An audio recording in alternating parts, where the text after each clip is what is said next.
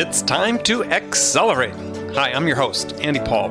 Join me as I host conversations with the leading experts in sales, marketing, sales automation, sales process, leadership, management, training, coaching, any resource that I believe to help you accelerate the growth of your sales, your business, and most importantly, you.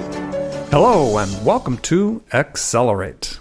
I'm very excited to talk with my guest today. Joining me is Drew Neisser, co-founder and CEO of Renegade, a digital marketing agency based here in New York City, and author of a really excellent book called The CMO's Periodic Table, A Renegade's Guide to Digital Marketing.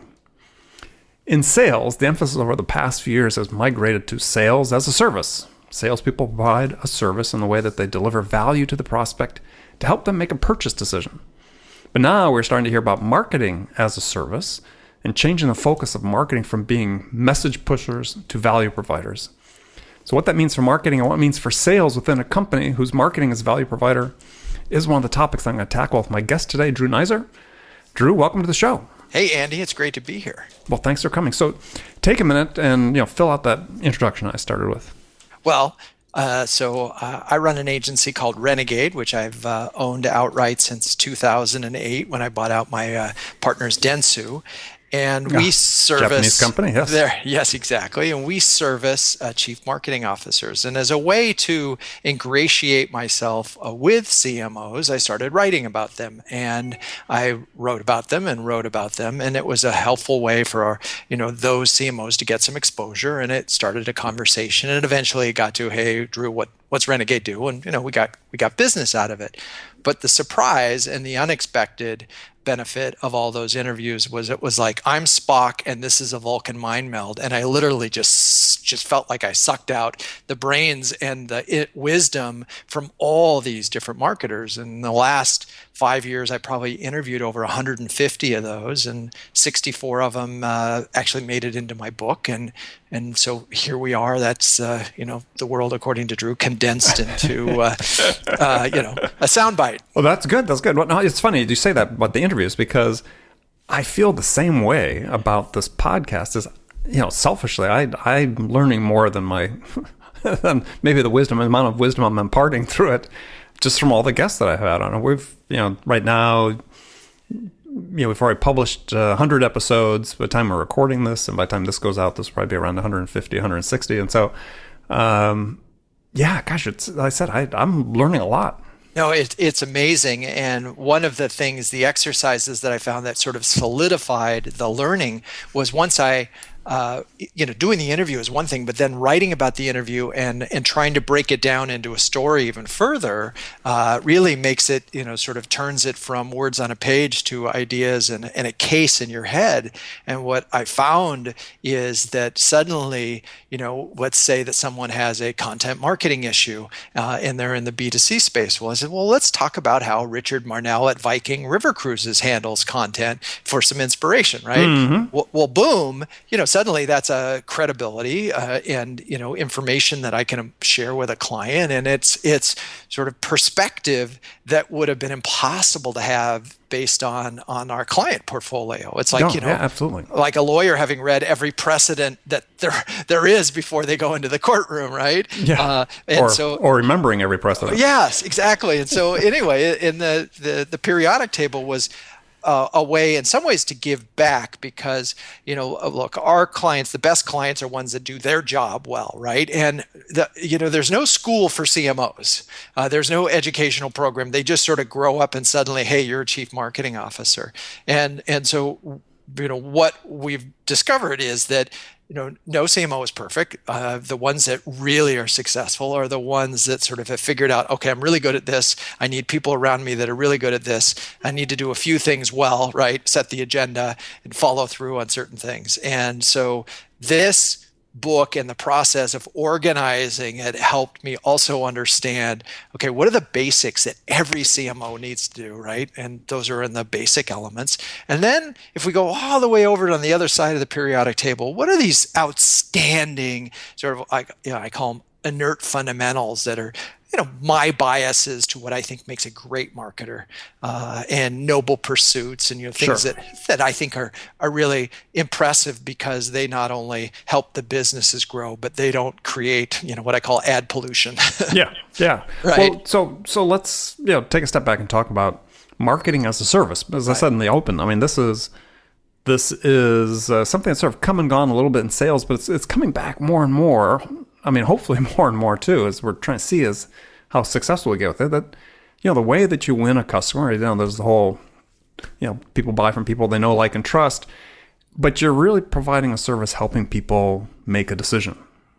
And Well, yeah, if marketing is doing the same thing, it seems like it opens up some really interesting panoramas for collaboration between sales and marketing. So let's talk about what you think about when you say marketing as a service. Well, it's taking, so the difference in my mind, and this is a funny one, I just wrote this today, is this question of, is selling about the seller and marketing about the market, right?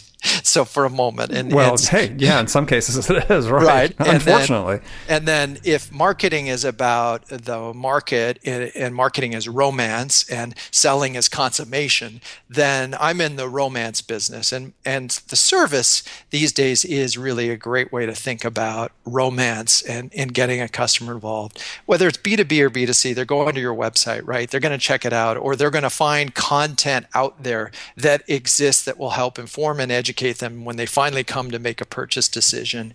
If you played a role somewhere along the way that helped them, whatever it was, get something in it. By the way, it doesn't have to be your product or service. That's the wonderful thing about marketing as service. I mean, I'm sure you do this. I'll meet a client, I'll find out they're really into fly fishing. I'll see a video on fly fishing or a book. I'll send them the book on fly fishing. Right. It has nothing to do with it, but what it does is that's his passion. And so we've connected on that passion. And I said, look, I care enough about you as an individual that I'm going to share this with you. And look, and if we end up doing business, great. If we don't, that's okay too. But, so it's a very customer centric way to do it. Now, Sure, but the example you just gave is sales, though. yes. So how's that translate then into marketing? All right. So let's go to, And just so people understand where I'm coming from, is that, marketing we perceive as, billboards and ads and magazines that serve this mass, right. So one to many, as opposed to really what you're talking about. When, to me, I hear about a service, I think about it as a one-to-one. okay. So let's take a billboard that says, buy my product today versus the temperature is 50 degrees. Get your raincoat. One's a message, right? Buy my product. The other is a service that I got your attention. I gave you something of value. And oh, by the way, now that I've given you something of value, feel free to, turn on the Weather Channel or to do something based on that information, that service that I gave you. That's a very simplistic example. But let me give you the one I talk about in the book, which is John Hayes and American Express, and they've been doing this for 30 years. They figured out very fundamentally that if small businesses grow, their business grows, and that's exactly the way it works. So they think of ways to help small businesses grow. So one of the most, I think, profound ways they've done that is in something called Small Business Saturday. It's now in its fourth year. It is a fundamental service. They created a day that the world focuses on small businesses. Then they add elements to it, like, hey, spend $30 on your first $30 that you spend on small business is on our card. There's another sort of service that they provided to follow, put their money where their mouth is. They tell the small businesses exactly how to support Small Business Saturday. So they've educated them on how to promote this major event. And they've allowed all sorts of other companies to come in and celebrate Small Business Saturday. So they don't even own it necessarily. They've created a movement that is fundamentally a service for small businesses to compete with Cyber Monday and Black Friday. So that to me is a quintessential big scale marketing as service that started with a very fundamental notion of how can I help my customers grow? That to me is such an enlightened perspective. And if you start every conversation and every interaction with this question of how do I help my customers grow? I mean, one of the reasons that I write about chief marketing officers is so that I can help them do their job better, right? Well, yeah. And also that question is such, a fundamental question on the sales side as well, because if you're a sales rep and you're thinking to yourself, while you're with the customer. What can I do that can help this customer grow, as opposed to what can I do to sell this product? Exactly. And so again, it's just a fundamental difference. And it sort of calls to mind, in the book, you have your interview with Jeffrey Hazlett, who updates the 4 pillars of marketing, from product, place, price, and promotion, with the 5th one, which is people. And it seems to me this really is sort of the exemplification of that. It's about, at the end of the day, you can have all the process you want, but it ultimately boils down to a person buying from a person. I think, I certainly think that's true. We like to buy from people we know and trust, in the same way with brands. And how do brands build trust? And there's a lot of ways for service opportunities out there. I mean, and what's interesting is they become standard in the industry. Somebody was the first mortgage company to have a configurator that said, come here and we'll help you figure out how big a loan you can get, right? Mm-hmm. Whether you should have a 15-year, that's a service that they're providing. Well, 10 years ago, they didn't have that service. And so what's happening is that the standards of expected service, and so one of the things I talk a lot about, not necessarily in the book, but before you can get to marketing as service, you actually have to have service as service. In other words, you have to have a standard of service that is acceptable in the industry, right? Let's say you're marketing to Hispanics, and you better have somebody on the phone that can speak Spanish, right? That's a level of service that's expected. So you have to have service as service. And once you've sort of met the industry standard for whatever service is, whether it's online chat or, then you can move up to this next level, and you can say, all right, how do I forget messaging, buy my product, here's a great mortgage, to how can I help you get in your home? Right? How can I help you pick out your next home? How can I do these things that will enable you to get, as they say, nobody wants a mortgage, they want a home, right? It's the old, I don't want a drill, I want a hole. Right. Right. And so there's this interesting, and so the service, again, to me, is an enlightened perspective, because the worst that happens is you performed a service. Yeah, that's true. That's right. The bottom line. The worst is the worst, whereas you can do ads that alienate people, you can do ads that don't get a reaction to people. But when you focus on a service, we had a program, and I write about it in the book, called the HSBC Bank Cab. It was HSBC came to us and said, we want New Yorkers to believe that HSBC is a local bank, and to fulfill this promise of the world's local bank. So help New Yorkers feel that, even though our initials stand for something else. Help us do it. And they said, well, maybe you could give out, shamrocks or on St. Patrick's Day, or Statue of Liberties, right, on July 4th. And we said, well, maybe we could do more. Maybe there's a service out there. So we created a checker cab called the Bank Cab. We did a search for the most knowledgeable cab driver in New York. We put that cab, this luxurious checker cab, on the road, and for I think 11 years, it provided free rides to HSBC customers. And so there it was. It was a marketing that was a service. Mm-hmm. It also, it was a billboard, because it's around New York. But fundamentally, those folks that got in the cab were 5 times more likely to recommend HSBC than those that hadn't. They called at minimum 4 people after writing and said, "You won't believe it. It's like winning the lottery. I got a free ride in a cab today." I mean, so they have to put their ATM card in the door for it to unlock or something? No. They just they flagged them down, and they'd show their card, and if they were not a customer, Johnny would pick them up and say, "Hey, I'll take you to the nearest HSBC branch," so at least they could, get somewhere. Whether you want to or not. Yes, exactly. But we were pretty generous about that. But it was one of those things that just is such a great example of a service that is marketing, that I like to point it out, just because it frames it for people who are just trying to figure out, what are you talking about? Well, and also, so much of that, or what you're talking about, really has become enabled by technology. Oh, and gosh, yeah. So it's almost like there's no excuse not to do something like that these days, given how inexpensive technology is, and the ability to do something like that. As you said, maybe even just a weather board with a thermometer on it, right? Temperature reading on it. That could be it. And the same is true on the sales side. We're moving into this era where increasingly it seems like so much of sales is dominated by mass calling, mass email, flood of undifferentiated messages. And it doesn't really take much to do something that really sets yourself apart.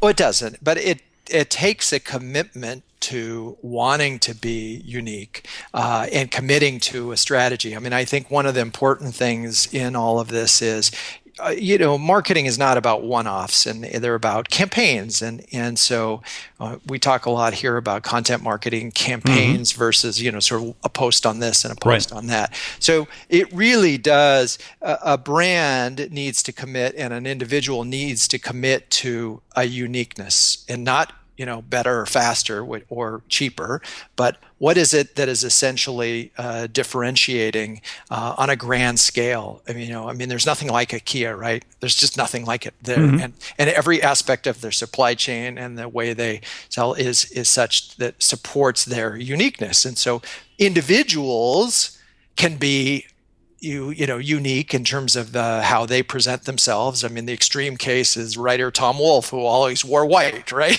That's an extreme visual example of uniqueness, and you would never miss the guy no matter where he was.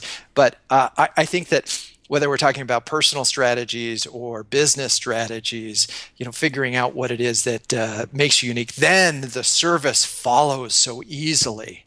And I can give you another example of that of a small business that I love. It's not in the book, but it's just a great story. Sure, go ahead.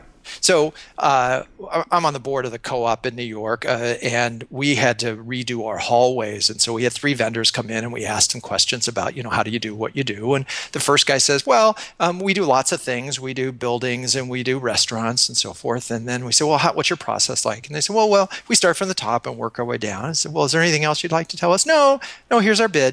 So I said, okay, great. And then the second guy pretty much said the same thing. And then the third one came in and said, well, what do you do? And we said, and we asked, what do you do? And he said, we only do hallways for co-ops and condos. And by the way, you always start at the top and work your way down because gravity is your friend. And by the way, here are the first 10 memos that you're going to want to send to your shareholders about the process, because there are lots of complaints and we want to minimize. And finally, we take 10% of the budget and we put it into cleanup at the end of every day, because the single biggest complaint is dust. Right. Do you have any questions? So it was the easiest decision. Where's the contract, right? Yeah, right. Where's the contract? But when I asked him afterwards, I said, gosh, I can't believe you only do that. And he said, yeah, well, and how long was that? And he said, we started doing it about like 5 years ago. I said, was it hard at first? He said, oh my God, it was terrible because we had to turn down all this business. But he said, now we win 7 out of 10 of our pitches. We don't have to do outbound. It's all inbound, because everybody knows we're the only guys that only do hallways. And we have construction crews, so there's incredible efficiency. So we generally win on price as well, but we make more money. Yeah.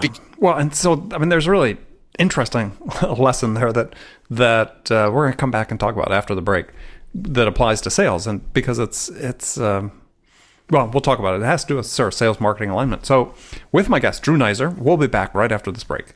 Hi, this is Andy. Connect and Sell is used by sales reps at nearly 1,000 companies, including hundreds of technology startups and several Fortune 500 companies, to overcome the challenges of getting prospects on the phone. Companies using Connect and Sell grow their revenues faster by enabling their sales reps to have more sales conversations in 90 minutes than they could otherwise achieve in an entire week. Connect and Sell can be deployed directly to your sales reps, or you can take advantage of their outbound on-demand service, which delivers qualified prospect meetings scheduled directly on your sales reps' calendars. Visit connectandsell.com to learn more about how Connect and Sell can start filling your pipeline today. So welcome back with my guest, Drew Neisser. We're just talking about his great story about a construction company in New York City that learned how to really identify and nail the niche that they could sell to. That was really their ideal customer profile that really helped them become incredibly competitive. And one of the things that we're finding in sales these days, and at least in business-to-business space, and oftentimes in technology fields, but not exclusively, is, and it's to that point, but it's that products are so rapidly commoditized that in customers' mind's eye is all the products basically look alike. Right. And so you've got some attempts at differentiating happening at the marketing level and so on. But by the time people get through going through all the content marketing, all of their websites and so on, they're like, it's almost like toss a coin. And so increasingly, it really becomes the sales rep that's that front line of differentiation. Just like this guy you spoke to at the co-op, in New York. I mean, they could have done that a different way, but they obviously had that presentation nailed perfectly. So how does sales, when they're not being given that assistance by marketing, how do they, how do they differentiate that? I mean, how can they sort of become mini marketers themselves to do that? I mean, I've got some ideas that, I talk about in my books about, it's really about how they sell their product along the lines of your example in New York. Well, I think that, the better the salesman, the more likely they would want to work for an organization that is fundamentally interested in being unique, right?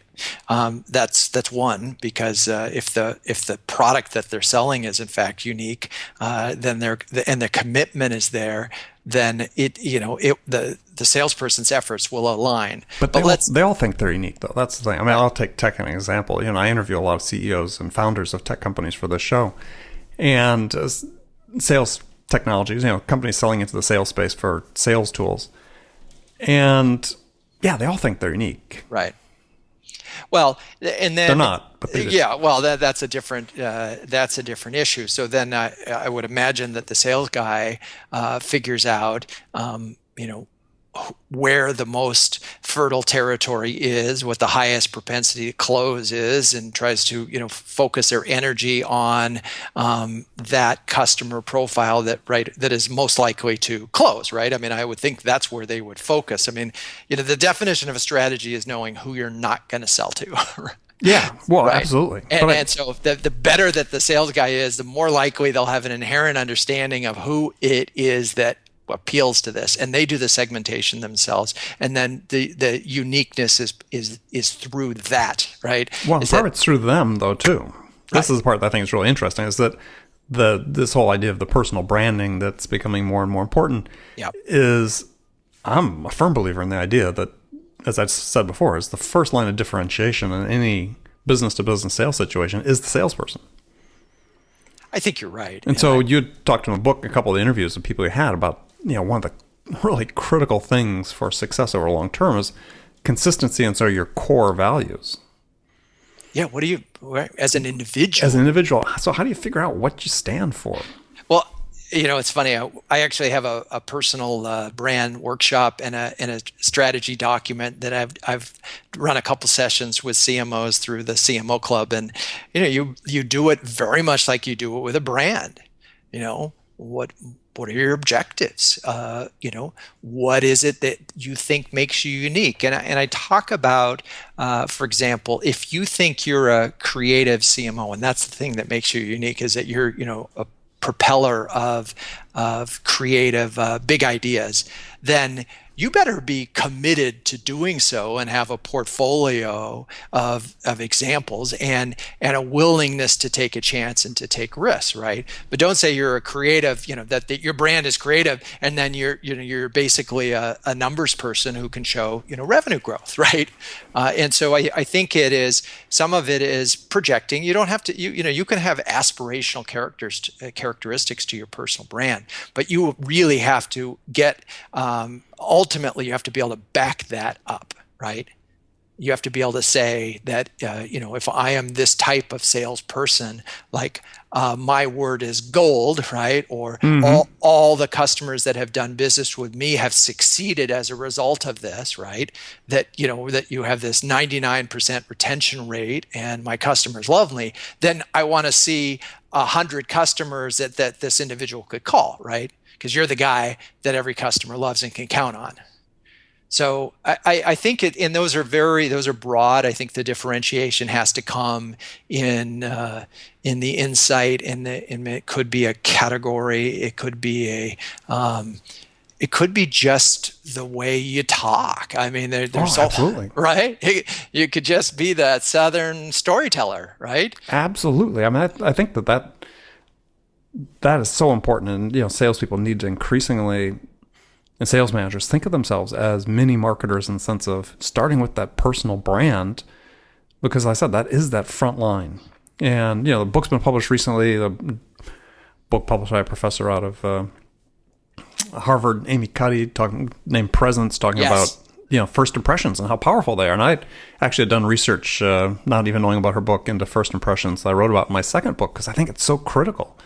is that people are making judgments about you and your worth and your value based on the first 250 milliseconds of dealing with you. No, it's funny. I love that book, and Amy's TED Talk is well worth watching as well.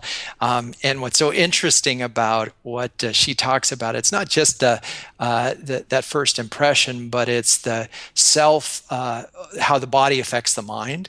Mm-hmm. And so, she talks about spending 2 minutes in power poses before you go into that meeting, so that you've psyched your body. Your body has told your mind, you are powerful, you are Superman, you are Wonder Woman, right? And so you go in, and your posture is better, and you're standing up straight, and you feel good. Now, importantly, and she talks a lot about this, that is no substitute for knowing your product and knowing your target and doing your homework. But what she talks about is how many people don't succeed even though they have all the skills they need to succeed, because they defeat themselves because their body language is bad, because they don't trust their instincts. Absolutely. And so this, fake it till you got it is this train your body to be a master of the universe, and then eventually you will become a master of the universe. Well, I agree with that 100%. I love the book, and it's because I believe, and this is what I talk about in workshops with companies, is I ask them, I say, well, so what was your margin of victory on your last deal? I mean, how much did you win by? Right.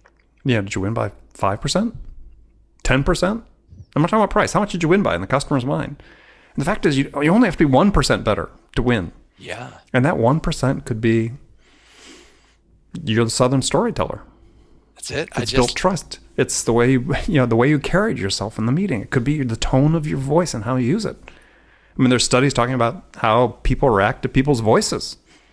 No kidding. As being determining factor. So, you have to focus on all these things, and they're all part of your personal brand. Yeah, I mean, just walk around. Maybe you can remember when you took your kids when they were looking at schools and how they reacted to the school based on the male or female that was touring the campus with you, right? That Yes. impression, that individual represented all 5,000 students. It's just hilarious, but it's true. You're right. I think that these things you don't have to win by much. You just have to win. And if you look, what's so funny is you talk to consumers and brands, and you say, okay, why'd you buy the product? And at first they will give you the rational reason, right? It was, it had better gas mileage and it was a little bit cheaper. But ultimately, there's an irrational aspect to it, which is, I just liked it better. But you can't, consumers are like trained when you ask them the questions in a certain way. They'll answer like they did, in school, and they'll try to give you the right answer as opposed to, and they're rational because, but we just don't behave that way. We make these decisions based on trust, and trust is an irrational notion. Sure. Well, I mean, think about it in sales. I mean, one of the things you're trying to do is, and hopefully you're trying to do if you're a sales rep, is you're trying to think, okay, what's going to make my customer successful? Not just the company, but the person I'm dealing with, the one that's making the decision, the one that's the key influencer. Because if this doesn't work out for them, it's a problem. Right. And so now you're thinking, okay, people are what's influencing their decision making? Well, part of it is this going to help me get promoted, going to help me retain my job, help me get a raise? I mean, it's going to do something, right? Those are all emotions. Those aren't logic. Well, and it's true. I mean, that's the old IBM. No one ever got fired for hiring IBM. Yeah, the whole fun factor, right? Now, and I think that's a really interesting and fruitful area to sort of explore as you think about your personal brand. Yes, is how are you going to develop that trust? And one of the things that I talk a lot about when I'm with CMOs is, you've got 2 years. That's the average. Maybe you've got 3. And here's the thing. You will not succeed if you get a 2%, growth rate, and you did it through direct mail and manipulating. You might keep your job. You might. But if you take 10% of your dollars and create an innovation fund and you do something outstanding over there, you might actually get promoted into the boardroom. Mm-hmm, mm-hmm. Right? And so it's in some ways there's this need to, innovate or die. And so, my message to them, and why would they want to work with Renegade or Drew, is that if you're not thinking about that innovation factor, not only do you not have a chance of getting to the CEO suite, the CEO, but you're not going to have a great story to tell when you get your next job. Yeah. So, well, the same thing's true with a sales rep, right? Right. They're not thinking outside the box of how to be able to deliver value to their prospects that stands apart from the competitors. Right. Then, yeah, they're not going to win that deal or mini deals at all. Yeah, I think that's true. Or I think there's this other thing, and I talk a lot about this, and this is, again, I think the difference between sales and marketing, and where marketing and sales are often in an alignment. I've worked with a couple of companies that were very focused on cost per acquisition and getting the sale. And it didn't matter who was in the pipeline, right? They just got the sale. And at the time, we were doing the social media for two of these companies, and they were just getting the customer, getting them in as cheaply as they could on deal. And we were forced to clean up the mess on social media. And the fundamental problem was they were acquiring the wrong customers. Yes. Right. And so if your sales guys are only incentivized to buy the upfront revenue, right, as opposed to getting the customer that will have the longest lifetime value and will be the ones that will have, the strongest word of mouth, you have misalignment between marketing and sales. Oh, yeah, absolutely.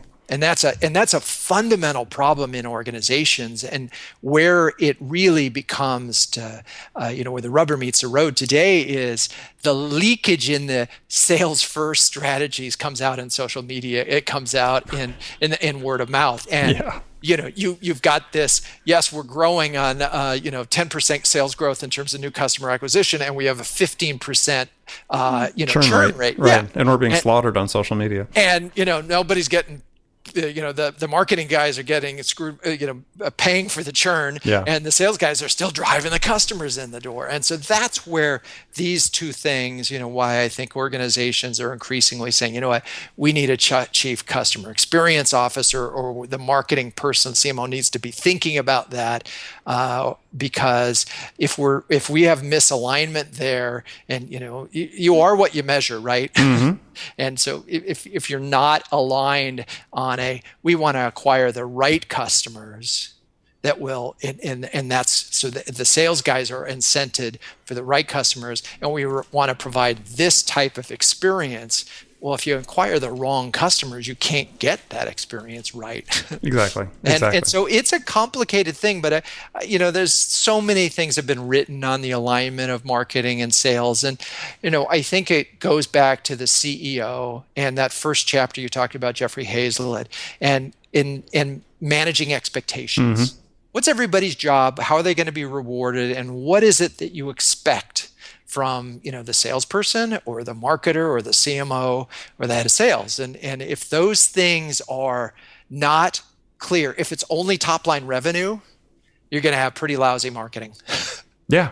No, you have to, as he said, you got to have a shared vision of what that is that you're trying to achieve. And you better, and it needs to be defined. And I think one of the things that CMOs don't do necessarily a great job of is defining, how do we measure marketing in a way that can sort of translate over here to revenue, right? Which is the language of the CEO and the CFO. Excellent. Well, good. Well, we're going to thank for all that information. We're going to move to the last segment of the show. I've got some standard questions I ask all my guests. And the first one is a hypothetical scenario. You've just been hired as a new sales leader at a company whose sales have stalled out. They really want to get unstuck really quickly. Senior managers got their eyes on you. You're not going to have 2 years to do this. So what 2 things would you do your first week on the job that could have the biggest impact? I would talk to the happiest customer and the least happy customer. Is number one. And number 2 is I would find out, I would manufacture some news. In this sense, I need to find, because if things have stalled, it generally means that you don't have a new message, you don't have a new product, you don't have something that is compelling. So I'm gonna find a way to have news, and whether it's just saying, hey, this is 3.1, right? I'm gonna issue but I'm gonna find a way to create some news so that I can restart the conversation with prospects and customers. Like it. Great answer. Very concise. Good stuff. All right, so I got some rapid fire questions for you here. You can give me one word answers or you can elaborate. So when you're selling, trying to get a new client, what's the most powerful sales tool in your personal arsenal? Every sales presentation that I start with. Oh, I'm supposed to give you one word? Oh. No. This can be. Oh, good. I mean, it could be questions if you want to say questions, but go ahead. Yeah. So typically, looking at the prospect, sitting across for them, and asking them, "What do you've been thinking about this a long time. What do you want to solve here?" And rarely, if I would say 9 out of 10 times, they grab the hook and they run with it and they tell you exactly what it is that they want, what they need, and what the last 3 presenters did not provide. Exactly. Great point. Yeah. And then you customize your presentation. I think the worst thing you could do is walk into a meeting and say, "Here's what we're going to present." Right. Here it is, because they don't care. They don't really care. It's amazing. They don't care who you've worked for. They don't care that it's like, are you willing to understand my problem and my challenge, and can you help me solve it? Yeah. So here's, see what you think about this. I mean, here's the best advice I give to people about sales presentations. So going in, formal sales presentation. I figure be in a conference room. Sit down, everybody. Don't stand up. Don't have anybody standing up. Don't have the slide projector on. None of that. In fact, have your slides ready, but your best meeting is you'd never turn that machine on. Totally agree. And start with that question, and then let them tell you where you're going to go. You have like pro football coaches. You watch them on TV, and they're carrying these plastic sheets, and the commentators duly say every week, "Well, they've scripted the first 25 plays." Well, script your first 10 questions. Yeah. And who's going to ask them? Right? And why are you asking those questions? And don't make them uncomfortable. Only one time in all the years that I've been doing that, where I asked the CEO, what's keeping you awake at night, did not only not answer, but it made him uncomfortable. Mm-hmm. And I wasn't swift enough to respond to sort of move on. But I knew the meeting was over. I could have just stopped. And I should have, because there would have been a moment to reverse that. In retrospect, I could have reclaimed that one, right? But I just then went on. But I knew it was over. So if you ask a question that puts a customer on the spot, and they don't like that, then you better be prepared to find another way to get them engaged and intrigued. That's why you don't just have 2 questions. That's why you have 10. Yeah, exactly. All right, who's your sales role model?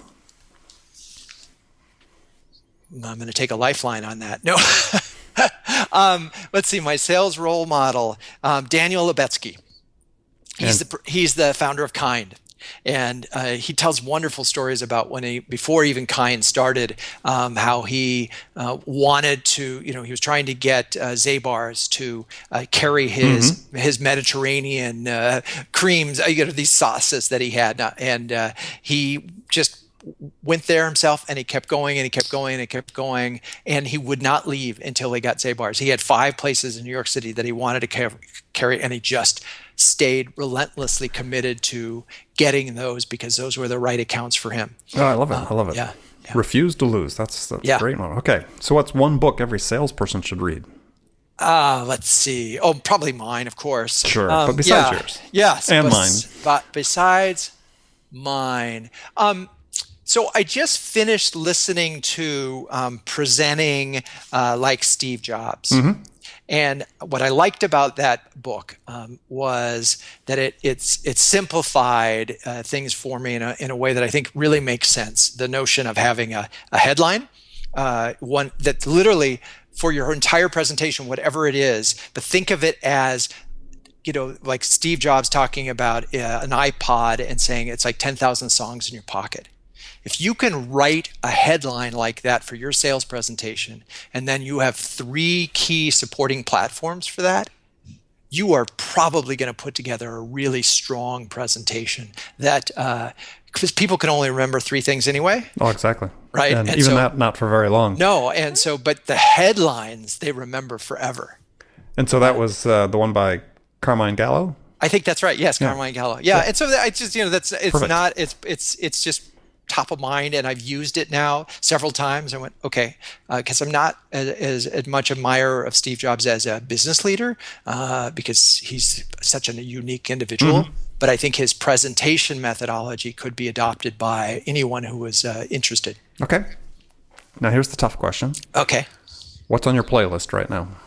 So I am listening to another, funny enough, I'm listening to another podcast on selling and closing, which is really interesting because it's not my thing. And then next up for me is a different look at the history of the United States. I'm a big history buff and Ben Franklin fan, and so I'm constantly listening to and reading books about the Revolutionary War and all the characters in the founding fathers. So I've got some trade recommendations. That's one of my period as well. Love it. I really meant what music is on your playlist. Oh, on my music playlist. So we recently got an Amazon Echo. Mm-hmm. And so we'll simply say to Alexa, hit me with, 60s or 70s or 80s or 90s. And so it's just this vast playlist. But I will give you one funny story that's great. My wife and I are on a tour that we call the See Them Before They Die tour. Mm-hmm. Mm-hmm. And so we've been going to 5 to 7 concerts each year to see bands from the 60s, 70s, and 80s before they die. So which is last one you just saw? So let's see. We saw Yes, we saw the Rolling Stones, we saw Toto, Toto. Oh my gosh! No, it's hilarious. So and then we went to the Joan Baez 75th birthday celebration, and I've been in. By the way, that was not the music quality was terrible, but the event was wonderful. Yeah. Well, excellent. Okay, well, Drew, I want to thank you for joining me. My guest, Drew Neisser. Drew, how can people find out more about you and Renegade? So you can find Renegade at renegade.com. You can find lots of my interviews on the Drew blog, and you can learn more about my book on cmobook.com. Excellent. Excellent. Okay, well, thank you very much. And remember, friends, make it a part of your day and every day to deliberately learn something new to help you accelerate your success. Now, listening to this podcast is a great way to do that, because then you'll make sure you won't miss any of my conversations with top business experts like my guest today, Drew Neisser, who shared his expertise about how to accelerate the growth of your business. So thanks for joining us. Until next time, this is Andy Paul. Good selling, everyone. Thanks for listening to the show. If you like what you heard and want to make sure you don't miss any upcoming episodes, please subscribe to this podcast on iTunes or Stitcher.com. For more information about today's guest, visit my website at andypaul.com.